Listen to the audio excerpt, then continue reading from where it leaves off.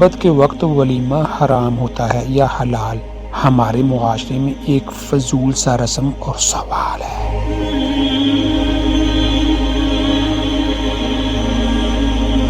کہ مباشرت کے بغیر جو ولیمہ ہے وہ حرام ہو جاتا ہے۔ ولیمہ جو ہے حلال نہیں ہوتا۔ شادی کے دن اکثر دوست احباب، رشتہ دار یا بہن بھائی یہ سوال کرتے ہیں کہ قربت سے ولیمہ حلال ہے یا حرام ہے، لیکن اسلامی نظریے کے حوالے سے اس کی کوئی شرعی دلیل نہیں ہے، کوئی اسلامی لوجک نہیں ہے، کیونکہ حدیث میں اس بات کو معیوب قرار دیا گیا ہے۔ نبی کریم صلی اللہ تعالی علیہ وسلم کی حدیث ہے کہ اللہ پاک روز قیامت اس نوجوان پر بہن کی نگاہ نہیں ڈالے گا یا رحم نہیں کرے گا جو اپنی بیوی کے ساتھ سوئے اور بعد میں لوگوں کو بتائے جو کہ کمرے میں ہوئی تھی۔ یہاں مسئلہ یہ ہے کہ لوگ طرح طرح کے سوال کرتے ہیں کہ ولیمہ حرام ہے یا حلال، قربت ہوئی یا نہیں۔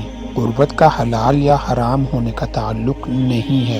شریعت میں جو بات ہے وہ یہ ہے کہ خلوت ہونا ضروری ہے، اور صرف خلوت ثابت ہو۔ خلوت کیا چیز ہے؟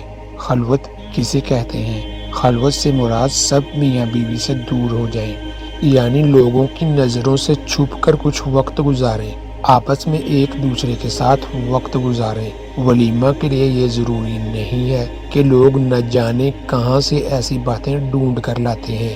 اس کا مسئلہ یہ ہوتا ہے کہ میاں جو ہے وہ ولیمے کو حلال کرنے کے چکر میں بیوی کے ساتھ غلط سلوک کرتا ہے۔ بالفرض عورت شادی کی رات میں حیض کی حالت میں ہو اور دوسرے دن ولیمے کی تقریب طے ہے، تو کیا وہ ولیمے کی تقریب کو منسوخ کر دے گی کہ رات کو ہم ایک دوسرے سے قربت نہ رکھ سکے؟